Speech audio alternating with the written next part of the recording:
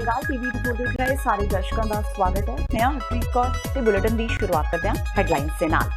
ਦਿੱਲੀ ਚੋਣਾਂ ਵਿੱਚ ਆਮ ਆਦਮੀ ਪਾਰਟੀ ਦੀ ਸਥਿਤੀ ਮਜ਼ਬੂਤ। ਭਗਵੰਤ ਮਾਨ ਨੇ ਨਰਿੰਦਰ ਮੋਦੀ ਤੇ ਅਮਿਤ ਸ਼ਾਹ ਤੇ ਲਗਾਇਆ ਆਰੋਪ ਕਿ ਦੇਸ਼ ਨੂੰ ਵੰਡਣ ਦੀਆਂ ਕੋਸ਼ਿਸ਼ਾਂ ਕਰ ਰਹੇ ਨੇ ਇਹ ਆਗੂ। ਅਕਾਲੀ ਆਗੂ ਸੁਖਬੀਰ ਸਿੰਘ ਬਾਦਲ ਦੇ ਕੈਪਟਨ ਅਮਰਿੰਦਰ ਸਿੰਘ ਤੇ ਵੱਡੇ ਹਮਲੇ। ਪੰਜਾਬ ਵਿੱਚ ਦੱਸਿਆ ਗੁੰਡਾ ਰਾਜ। ਕਿਹਾ ਨਹੀਂ ਹੈ ਡੀਜੀਪੀ ਉੱਤੇ ਸਰਕਾਰ ਦਾ ਕੋਈ ਕੰਟਰੋਲ। ਕਿਹਾ ਥਾਣੇਦਾਰ ਕਾਂਗਰਸੀ ਆਗੂਆਂ ਦੇ ਹੱਥ ਠੋਕੇ। ਬਾਦਲ ਪਰਿਵਾਰ ਤੋਂ ਕਿਨਾਰਾ ਕਰ ਚੁੱਕੇ ਸੁਖਦੇਵ ਸਿੰਘ ਢੀਂਡਸਾ ਨੇ ਸੁਖਬੀਰ ਬਾਦਲ ਤੇ ਮੁੜ ਵਿੰਨੇ ਨਿਸ਼ਾਨੇ। ਕਿਹਾ ਸੁਖਬੀਰ ਦੀਆਂ ਨੀਤੀਆਂ ਕਾਰਨ ਹੀ ਅਕਾਲੀ ਦਲ ਦੀ ਹੋਈ ਹੈ ਇਹ ਦੁਰਦਸ਼ਾ। ਕਿਹਾ ਪਾਰਟੀ ਨੂੰ ਮੁੜ ਲੀਹਾਂ ਤੇ ਲਿਆਉਣ ਲਈ ਕਰ ਰਹੇ ਨੇ ਕੋਸ਼ਿਸ਼ਾਂ। ਸਨੀ ਦਿਓਲ ਨੂੰ ਆਖਰ ਆਈ ਗੁਰਦਾਸਪੁਰੀਆਂ ਦੀ ਯਾਦ। ਲਾਪਤਾ ਹੋਣ ਦੇ ਪੋਸਟਰ ਲੱਗਣ ਤੋਂ ਬਾਅਦ ਸਨੀ ਲੰਮੇ ਅਰਸੇ ਤੋਂ ਬਾਅਦ ਪੁੱਜੀ ਗੁਰਦਾਸਪੁਰ। ਹਲਕੇ ਦੇ ਆਗੂਆਂ ਤੇ ਅਧਿਕਾਰੀਆਂ ਨਾਲ ਕੀਤੀ ਮੁਲਾਕਾਤ। ਤੇ ਪ੍ਰੇਮੀ ਨਾਲ ਭੱਜਣ ਦੇ ਚੱਕਰ ਵਿੱਚ ਮਾਂ ਨੇ ਆਪਣੇ ਹੀ ਪੁੱਤ ਦਾ ਕੀਤਾ ਕਤਲ। ਚੰਡੀਗੜ੍ਹ ਦੀ ਮਹਿਲਾ ਆਪਣੇ ਬੱਚੇ ਨੂੰ ਬੈੱਡ ਬਾਕਸ ਵਿੱਚ ਬੰਦ ਕਰ ਹੋਈ ਪ੍ਰੇਮੀ ਨਾਲ ਫਰਾਰ। ਪੁਲਿਸ ਵੱਲੋਂ ਮਾਮਲਾ ਦਰਜ ਕਰ ਆਰੋਪੀਆਂ ਦੀ ਭਾਲ ਜਾਰੀ। ਤੇ ਹੁਣ ਇਹਨਾਂ ਖਬਰਾਂ ਦਾ ਵਿਸਥਾਰ।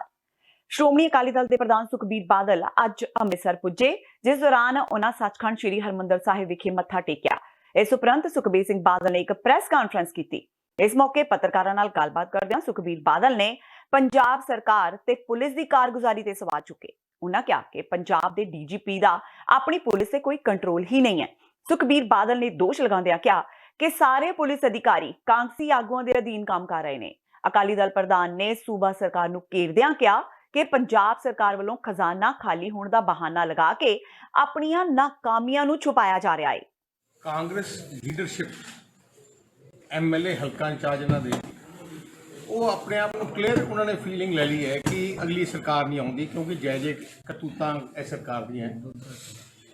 ਹੁਣ ਉਹ ਡਰੱਗ ਮਾਫੀਆ, ਸੈਂਡ ਮਾਫੀਆ ਵਾਲੇ ਨੇ ਤੇ ਗੈਂਗਸਟਰ ਨਾਲ ਮਿਲ ਕੇ ਹੁਣ ਉਹ ਸਾਰਾ ਕੁਛ ਹੀ ਹੁਣ ਉਹਨਾਂ ਤੋਂ ਮੰਥਲੀ ਮਹੀਨਾ ਮਹੀਨਾ ਲੈ ਕੇ ਉਹਨੂੰ ਖੁੱਲੀ ਛੁੱਟੀ ਦਿੱਤੀ ਹੈ।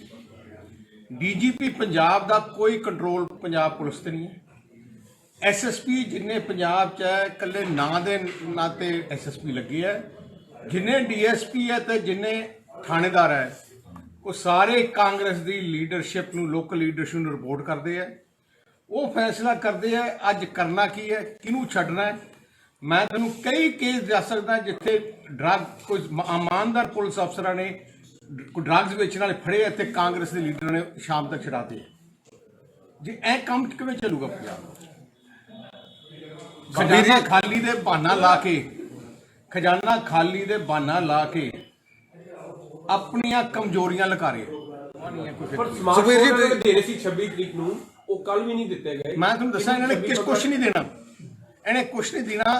ਤਰੀਕਾਂ ਲਈ ਜਾਂਦੇ ਆ, ਜਿਵੇਂ ਕੋਟਾਂ ਤਰੀਕਾਂ ਪੈਂਦੀਆਂ ਆਹ ਤਾਂ ਤਰੀਕ ਪੇ ਤਰੀਕ ਦੇਈ ਜਾਂਦੇ ਆ। ਹੁਣ ਅਗਲੀ ਤਰੀਕ ਦੇ ਦੇਣਗੇ, ਉਹਦੇ ਬਾਅਦ ਅਗਲੀ ਤਰੀਕ ਦੇਣਗੇ। ਪੰਜਾਬ ਦੀ ਜਨਤਾ 2 ਸਾਲ ਬਾਅਦ ਇਹਨਾਂ ਨੂੰ ਪੱਕੀ ਤਰੀਕ ਦੇ ਦੂਗੀ। ਪੰਜਾਬ ਬੀਜੇਪੀ ਦੇ ਲੀਡਰ ਚਾਹੇ ਇਕੱਲੇ ਹੀ ਚੋਣਾਂ ਲੜਨ ਦੀਆਂ ਬੜਕਾਂ ਮਾਰ ਰਹੇ ਨੇ, ਪਰ ਸ਼੍ਰੋਮਣੀ ਅਕਾਲੀ ਦਲ ਦੇ ਪ੍ਰਧਾਨ ਸੁਖਬੀਰ ਬਾਦਲ ਅਜੇ ਵੀ ਗੱਠਜੋੜ ਦੇ ਹੱਕ ਵਿੱਚ ਨੇ। ਉਹਨਾਂ ਦਾ ਕਹਿਣਾ ਹੈ ਕਿ ਦਿੱਲੀ ਵਿੱਚ ਭਾਵੇਂ ਕੁਝ ਵੀ ਹੋਇਆ ਹੋਵੇ, ਪਰ ਪੰਜਾਬ ਵਿੱਚ ਅਕਾਲੀ ਬੀਜੇਪੀ ਗੱਠਜੋੜ ਅਮਨ ਸ਼ਾਂਤੀ ਦਾ ਗੱਠਜੋੜ ਹੈ। ਉਂਝ ਸੁਖਬੀਰ ਬਾਦਲ ਹੁਣ ਦਿੱਲੀ ਚੋਣਾਂ ਬਾਰੇ ਵੀ ਕੋਈ ਟਿੱਪਣੀ ਕਰਨ ਤੋਂ ਪਾਸਾ ਵੱਟ ਰਹੇ ਨੇ। ਉਹਨਾਂ ਅੱਜ ਦਿੱਲੀ ਚੋਣਾਂ ਵਿੱਚ ਕਿਸੇ ਧਿਰ ਨੂੰ ਹਮਾਇਤ ਦੇਣ ਬਾਰੇ ਸਵਾਲ ਤੇ ਟਾਲਾ ਵੱਟਣਾ ਹੀ ਸਹੀ ਸਮਝਿਆ। ਉਹਨਾਂ ਕਿਹਾ ਕਿ ਆਮ ਆਦਮੀ ਪਾਰਟੀ ਨਾਲ ਅਕਾਲੀ ਦਲ ਦਾ ਕੋਈ ਸਰੋਕਾਰ ਨਹੀਂ। ਬੀਜੇਪੀ ਨਾਲ ਨਾਗਰਿਕਤਾ ਕਾਨੂੰਨ ਨੂੰ ਲੈ ਕੇ ਪਏ ਪੁਆੜੇ ਤੇ ਸੁਖਬੀਰ ਬਾਦਲ ਨੇ ਕਿਹਾ ਕਿ ਉਹ ਸੀਏਏ ਦੇ ਹੱਕ ਵਿੱਚ ਨੇ, ਪਰ ਕਿਸੇ ਨਾਲ ਵਿਤਕਰਾ ਨਹੀਂ ਹੋਣਾ ਚਾਹੀਦਾ। ਇਸ ਲਈ ਮੁਸਲਮਾਨ ਭਾਈਚਾਰੇ ਨੂੰ ਵੀ ਇਸ ਵਿੱਚ ਸ਼ਾਮਿਲ ਕੀਤਾ ਜਾਣਾ ਚਾਹੀਦਾ ਹੈ। ਆਮ ਆਦਮੀ ਪਾਰਟੀ ਦੇ ਨਾਲ ਸ਼੍ਰੋਮਣੀ ਅਕਾਲੀ ਦਲ ਸਾਂਝਾ ਕਰ ਸਕਦੀ ਹੈ ਦਿੱਲੀ ਦੇ ਵਿੱਚ। ਮੈਂ ਕਿਹਨੇ ਕਿਹਾ ਜੀ? ਗੱਲ ਆ ਰਹੀ ਮੀਡੀਆ 'ਚ ਕੋਈ ਗੱਲ ਸੀ। ਮੈਂ ਦੱਸਾਂ ਹਰ ਚੀਜ਼ਾਂ ਮੀਡੀਆ 'ਚ ਜਿਹੜੀਆਂ ਆਉਂਦੀਆਂ ਉਹ ਸਹੀ ਨਹੀਂ ਹੁੰਦੀਆਂ। ਸਾਡਾ ਆਮ ਆਦਮੀ ਪਾਰਟੀ ਨਾਲ ਕੋਈ ਤਲਕ ਨਹੀਂ। ਜੇ ਇਹੋ ਹੀ ਅਸੂਲ ਪੰਜਾਬ 'ਚ ਰਹੇ ਬੀਜੇਪੀ ਦੇ ਨਾਲ, ਬੀਜੇਪੀ ਨੇ ਉਦੋਂ ਵੀ ਕਹਿਣਾ ਕਿ ਅਸੀਂ ਸੀਆਈਏ ਮੈਂ ਹਲੇ ਤੁਸੀਂ ਮੇਰੀ ਗੱਲ ਸੁਣੋ। ਗਠਜੋੜ ਕਿੱਦਾਂ ਸਾਡਾ ਯਾਰ ਇੱਕ ਗੱਲ ਦੱਸੋ। ਹਰ ਪਾਰਟੀ ਦੇ ਆਪਣੇ ਵਿਊਜ਼ ਹੁੰਦੇ ਹੈ ਜੀ। ਉਹਨਾਂ ਦੇ ਆਪਣੇ ਵਿਊਜ਼ ਹੈ, ਸਾਡੇ ਆਪਣੇ ਹੈ।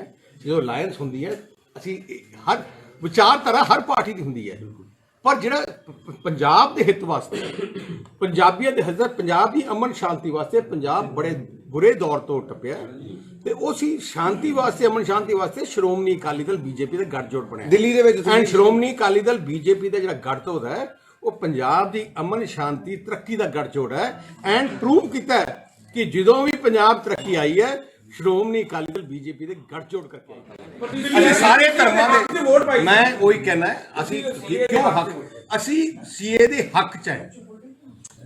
ਅਸੀਂ ਵੋਟ ਤਾਂ ਪਾਈ ਕਿਉਂਕਿ ਹਿੰਦੂ ਮੁਸਲਿਮ ਹਿੰਦੂ ਕ੍ਰਿਸਚਨ ਜੈਨੀ ਜਿਹੜੇ ਪਿਛਲੇ ਇੰਨੇ ਸਾਲਾਂ ਤੋਂ ਜਿਨ੍ਹਾਂ ਨੂੰ ਸਿਟੀਜ਼ਨਸ਼ਿਪ ਇੱਥੇ ਆਏ ਸੀ, ਉਹਨਾਂ ਨੂੰ ਪਰਸੀਕਿਊਸ਼ਨ ਹੋਈ ਸੀ, ਉਹਨਾਂ ਨੂੰ ਹੱਕ ਮਿਲ ਰਹੇ ਸੀ, ਅਸੀਂ ਉਹਨਾਂ ਦੀ ਲੜਾਈ ਲੜੀ ਹੈ।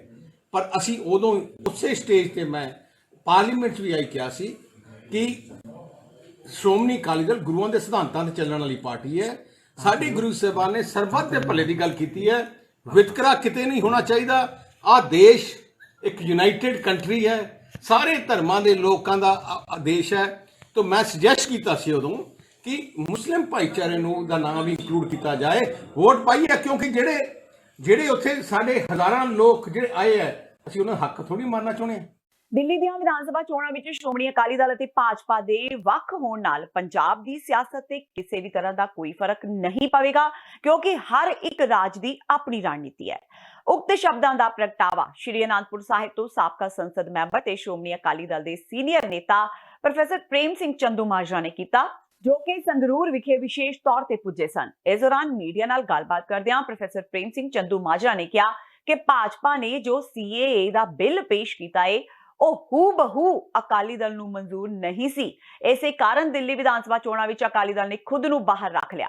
ਪ੍ਰੋਫੈਸਰ ਪ੍ਰੇਮ ਸਿੰਘ ਚੰਦੂਮਾਜਰਾ ਨੇ ਕਿਹਾ ਕਿ ਨਾਗਰਿਕਤਾ ਸੋਧ ਬਿੱਲ ਵਿੱਚ ਇੱਕ ਧਰਮ ਦੇ ਲੋਕਾਂ ਨਾਲ ਧੱਕਾ ਹੋਣ ਦਾ ਸੰਦੇਸ਼ ਦਿੱਤਾ ਗਿਆ ਹੈ, ਜਦਕਿ ਅਸਲੀਅਤ ਵਿੱਚ ਅਜਿਹਾ ਨਹੀਂ ਹੈ।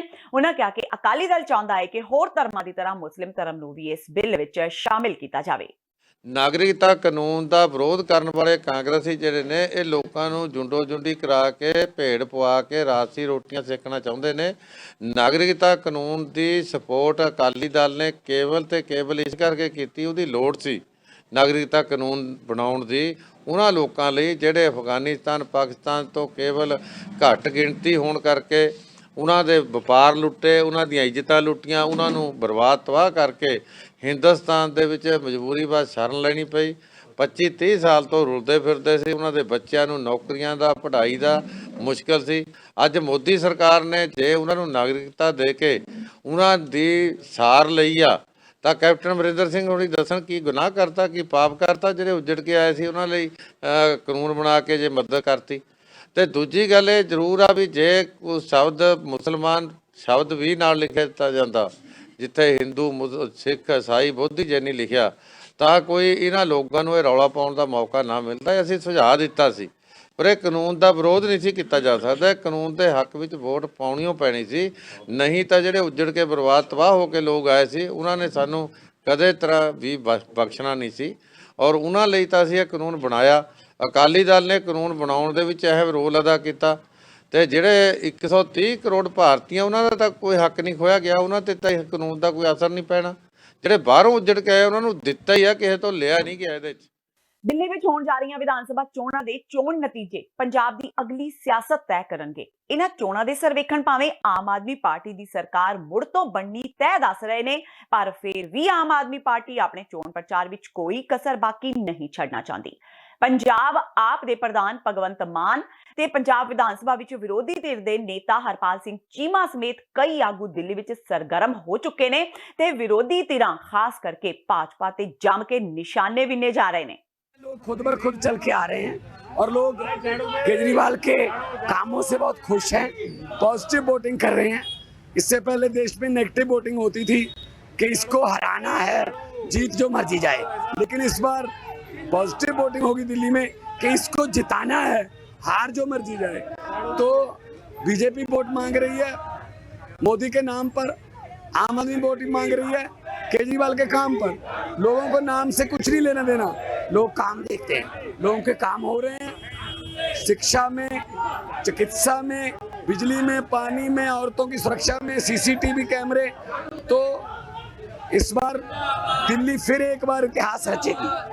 अमित शाह जी यहाँ थैली लिए बैठे करें, हम सरकार हर हाल में बनाएंगे।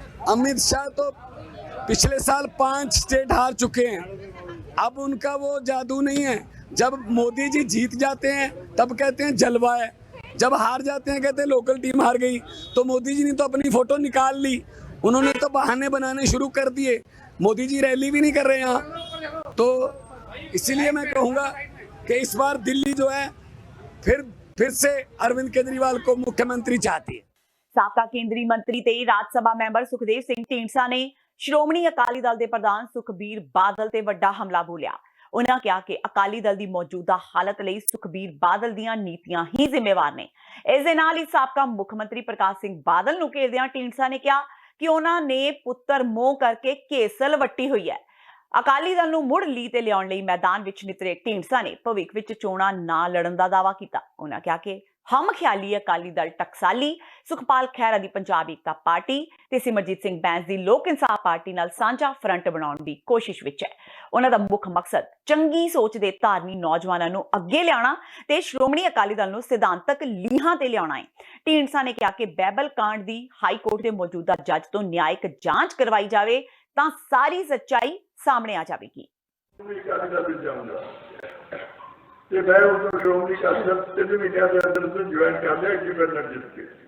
ਉਸ ਤੋਂ ਬਾਅਦ ਕੋਈ ਦੱਸੇ ਕਿ ਕੋਈ ਐਸਾ ਮੋਰਚਾ ਆਇਆ ਹੋਵੇ ਜਿੱਥੇ ਮੈਂ ਪ੍ਰਸ਼ਨ ਦਿਖਾਈ ਹੋਵੇ, ਕੋਈ ਐਸੀ ਗੱਲ ਹੋਈ ਹੋਵੇ ਜਿਹਦੇ ਨਾਲ ਅਸੀਂ ਉਹ ਚਾਹੇ ਜਿੱਥੋਂ ਅਸੀਂ ਨਾ ਕੀਤਾ ਹੋਵੇ। ਕੋਈ ਮੋਰਚਾ ਆਇਆ ਉਹਦੇ ਜਿਹੜਾ ਵੀ ਕੱਟੀਆਂ ਉਹਦੇ ਜੋ ਪਾਰਟੀ ਨੇ ਹੁਕਮ ਕੀਤਾ ਉਹ ਵੀ ਕੀਤਾ, ਲੇਕਿਨ ਅੱਜ ਤੌਰ ਕਰਦੇ ਨੇ ਉਹ ਨਹੀਂ ਬੋਲ ਸਕੇ।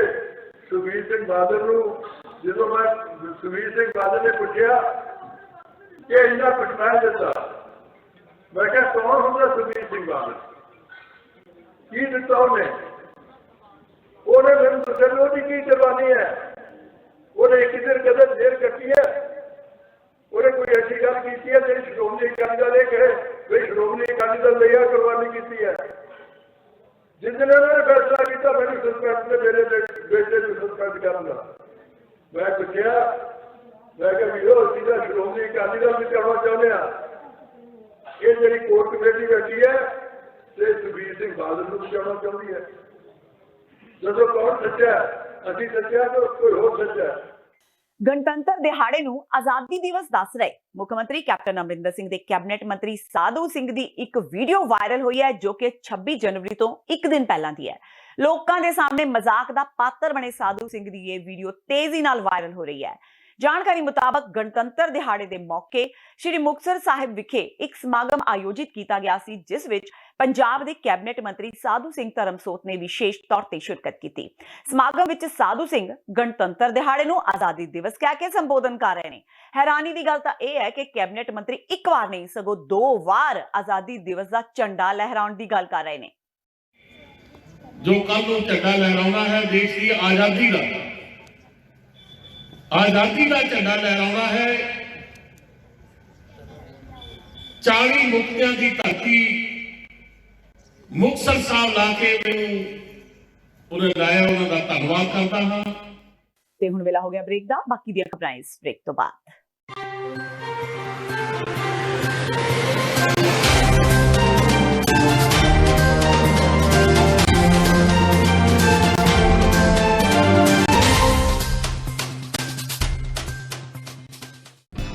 ਕਦੋਂ ਤੱਕ, ਹਾਂ ਕਦੋਂ ਤੱਕ ਅਸੀਂ ਭਾਰਤ ਅਤੇ ਦੁਨੀਆ ਭਰ ਦੇ ਵਿੱਚ ਵਸਦੇ ਸਿੱਖਾਂ ਦੇ ਮਸਲਿਆਂ ਤੇ ਭਾਰਤੀ ਚੈਨਲਾਂ ਦਾ ਝੂਠਾ ਪ੍ਰੋਪੇਗੈਂਡਾ ਬਰਦਾਸ਼ਤ ਕਰਦੇ ਰਹਾਂਗੇ। ਆਓ ਮੇਰੇ ਨਾਲ ਜੁੜੋ ਪ੍ਰੋਗਰਾਮ ਗੁਫ਼ਤਗੂ ਵਿੱਚ। ਸਿੱਖ ਨਜ਼ਰੀਏ ਤੋਂ ਰੋਜ਼ਾਨਾ ਵਾਪਰ ਰਹੀਆਂ ਘਟਨਾਵਾਂ ਦਾ ਵਿਸ਼ਲੇਸ਼ਣ ਕਰੀਏ। ਲਾਈਵ ਕਾਲਸ ਅਤੇ ਈਮੇਲਸ ਰਾਹੀਂ ਇਸ ਪ੍ਰੋਗਰਾਮ ਦਾ ਹਿੱਸਾ ਬਣੋ। ਮੰਡੇ ਟੂ ਫਰਾਈਡੇ ਰਾਤ 9:30 ਵਜੇ ਸਿਰਫ TV 84 ਤੇ।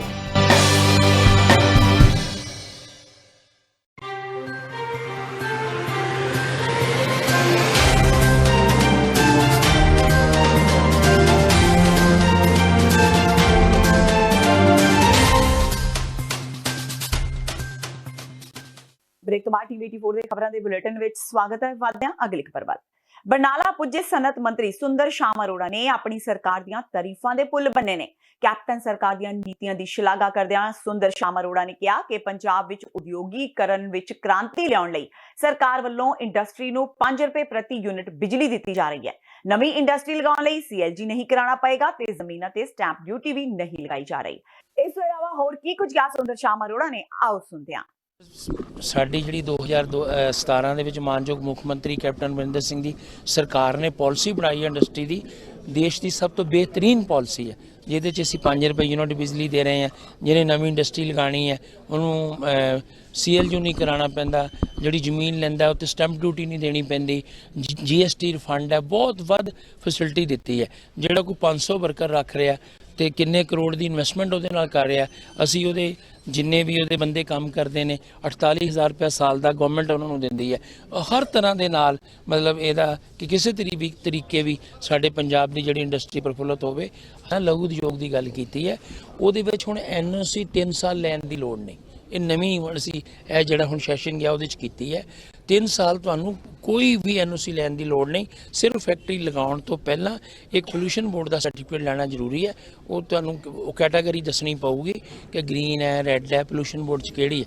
ਉਸ ਤੋਂ ਬਾਅਦ ਜਿਹੜੇ ਪਹਿਲਾਂ ਜੀ ਇਹਦਾ ਟਾਊਨ ਪਲੈਨਿੰਗ ਦਾ ਲਓ ਜੀ, PWD ਦਾ ਲਓ, ਉਹ ਸਾਰੀਆਂ 3 ਸਾਲ ਕੋਈ NOC ਲੈਣ ਦੀ ਲੋੜ ਨਹੀਂ। ਉਹਦੇ 3 ਸਾਲ ਦੇ ਬਾਅਦ ਵਿੱਚ ਲੈ ਸਕਦੇ ਹੋ ਜਾਂ 3 ਸਾਲ ਤੱਕ ਸਾਨੂੰ ਉਹ ਜਿਹੜੀ ਹੈ ਕਾਰਵਾਈ ਕਰਕੇ।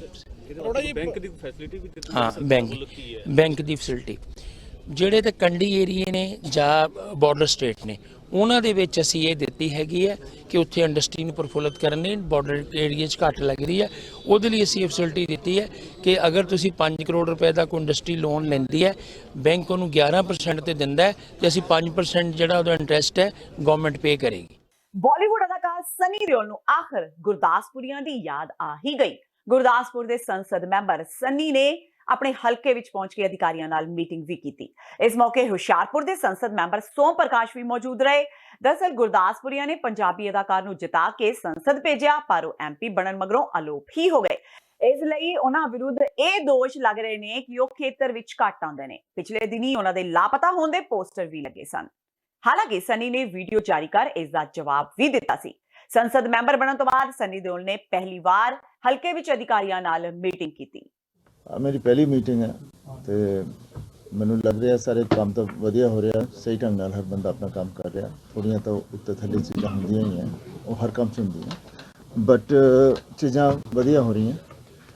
ਤੇ ਮੇਰੇ ਵੱਲੋਂ ਜੋ ਵੀ ਮੈਂ ਦੇਖ ਰਿਹਾ ਕਿਤੇ ਸਾਡੇ ਵੱਲੋਂ ਕੋਈ ਚੀਜ਼ ਲੈਪਸ ਹੈ ਤਾਂ ਉਹਦੇ ਵੱਲ ਅਸੀਂ ਧਿਆਨ ਦੇਵਾਂਗੇ। ਮੀਟਿੰਗ ਦਾ ਮਤਲਬ ਇਹੀ ਹੁੰਦਾ ਕਿ ਸਮਝਣਾ ਇੱਕ ਦੂਜੇ ਨੂੰ, ਨਾਲੇ ਕੰਮ ਨੂੰ ਅੱਗੇ ਲੈ ਕੇ ਜਾਣਾ। ਬਸ ਇਹੀ ਤੁਹਾਡੇ ਲੋਕਾਂ ਨੂੰ ਇਹੀ ਸੁਣਨਾ ਬਹੁਤ ਪਸੰਦ ਹੁੰਦਾ ਹੈ।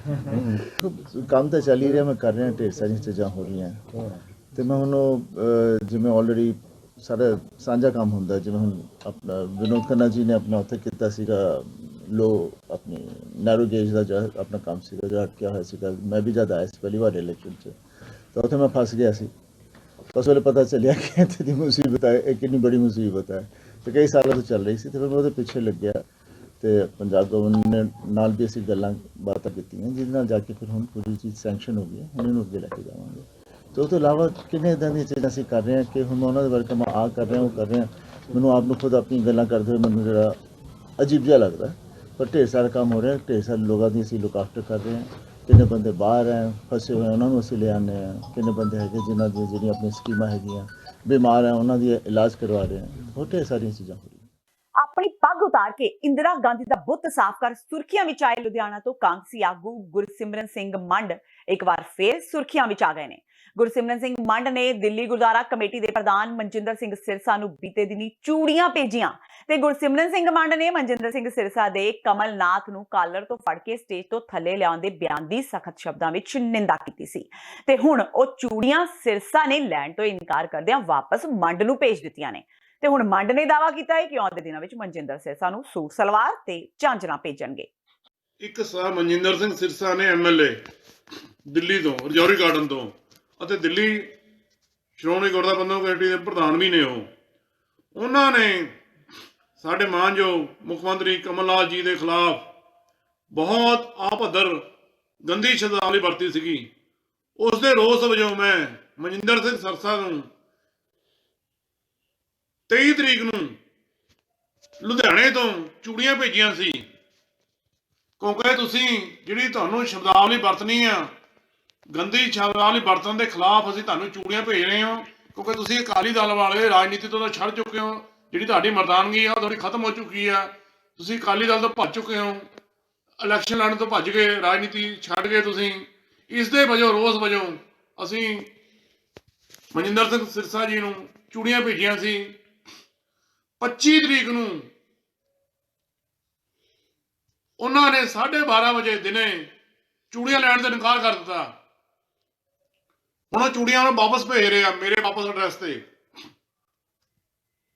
ਹੁਣ ਮੈਂ ਦੁਬਾਰਾ ਉਹਨਾਂ ਨੂੰ ਸਲਵਾਰ ਕਮੀਜ਼ ਭੇਜੂੰਗਾ, ਝਾਜਰਾਂ ਭੇਜੂੰਗਾ, ਕਿਉਂਕਿ ਤੁਸੀਂ ਰਾਜਨੀਤੀ ਲਾਇਕ ਨਹੀਂ, ਤੁਸੀਂ ਸਿਰਫ ਲੋਕਾਂ ਨੂੰ ਪਾੜੋ ਤੇ ਰਾਜ ਰਣਨੀਤੀ ਕਰ ਰਹੇ ਹੋ। ਕਿਉਂਕਿ ਮਨਜਿੰਦਰ ਸਿੰਘ ਸਿਰਸਾ ਨੂੰ ਮੈਂ ਕਹਿਣਾ ਚਾਹੁੰਦਾ ਵਾਂ, ਮਨਜਿੰਦਰ ਸਿੰਘ ਸਿਰਸਾ ਜੀ ਤੁਸੀਂ 1984 ਦੇ ਮੁੱਦੇ ਤੇ ਬਿਲਕੁਲ ਗਲਤ ਹੋ, ਜਦ ਕਿ ਸਾਡੇ ਮਾਨਯੋਗ ਮੁੱਖ ਮੰਤਰੀ ਕਮਲ ਨਾਥ ਜੀ ਦੇ ਖਿਲਾਫ ਕੋਈ ਵੀ ਐਫਆਈ ਦਰਜ ਨਹੀਂ ਹੈਗੀ। ਤੁਸੀਂ ਇੱਕ ਹਊਆ ਬਣਾਇਆ ਹੋਇਆ, ਤੁਸੀਂ 1984 ਦੇ ਨਾਂ ਤੇ ਇੱਕ ਦੁਕਾਨਦਾਰੀ ਚਲਾ ਰਹੇ ਹੋ। ਉਹ ਤੁਹਾਡੀ ਦੁਕਾਨਦਾਰੀ ਬਹੁਤ ਜਲਦ ਬੰਦ ਹੋ ਜਾਣੀ ਹੈ। ਬਟਾਲਾ ਲਾਗਲੇ ਪਿੰਡ ਹਰਪੁਰਾ ਦੇ ਕਾਂਗਸੀ ਸਰਪੰਚ ਦੇ ਇਕਲੌਤੇ ਪੁੱਤਰ ਜਸਬੀਰ ਸਿੰਘ ਦਾ ਦਿਨ ਦਿਹਾੜੇ ਗੋਲੀਆਂ ਮਾਰ ਕੇ ਕਤਲ ਕਰ ਦਿੱਤਾ ਗਿਆ। ਪਿੰਡ ਹਰਪੁਰਾ ਕੁਮਾਂਡ ਪੁਲਿਸ ਥਾਣੇ ਵਿੱਚ ਪੈਂਦਾ ਏ।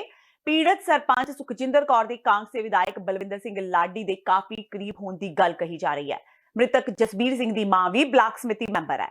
ਚਸ਼ਮਦੀਦ ਗਵਾਹਾਂ ਮੁਤਾਬਕ ਦੋਸ਼ੀ ਨੇ 35 ਸਾਲਾ ਜਸਬੀਰ ਸਿੰਘ ਉਰਫ ਗੋਲੂ ਸਰਪੰਚ ਦੀ ਛਾਤੀ ਤੇ ਸਰੀਰ ਦੇ ਹੋਰਨਾਂ ਹਿੱਸਿਆਂ ਵਿੱਚ ਅੱਧੀ ਦਰਜਨ ਗੋਲੀਆਂ ਮਾਰੀਆਂ। ਜਸਬੀਰ ਸਿੰਘ ਨੂੰ ਬੁਰੀ ਤਰ੍ਹਾਂ ਗੰਭੀਰ ਹਾਲਤ ਵਿੱਚ ਹਸਪਤਾਲ ਲਿਆਂਦਾ ਗਿਆ, ਪਰ ਉੱਥੇ ਉਸ ਨੂੰ ਮ੍ਰਿਤਕ ਐਲਾਨ ਦਿੱਤਾ ਗਿਆ। ਦੱਸਿਆ ਜਾਂਦਾ ਹੈ ਕਿ ਜਸਬੀਰ ਸਿੰਘ ਦੀ ਪਿੰਡ ਹਰਪੁਰਾ ਦੇ ਹੀ ਨਿਵਾਸੀ ਰਾਜਾ ਨਾਲ ਕੋਈ ਪੁਰਾਣੀ ਦੁਸ਼ਮਣੀ ਚੱਲੀ ਆ ਰਹੀ ਸੀ। ਹੁਣ ਪੁਲਿਸ ਵੱਲੋਂ ਮੁਲਜ਼ਮ ਦੀ ਭਾਲ ਲਈ ਥਾਂ-ਥਾਂ ਛਾਪੇਮਾਰੀ ਕੀਤੀ ਜਾ ਰਹੀ ਹੈ।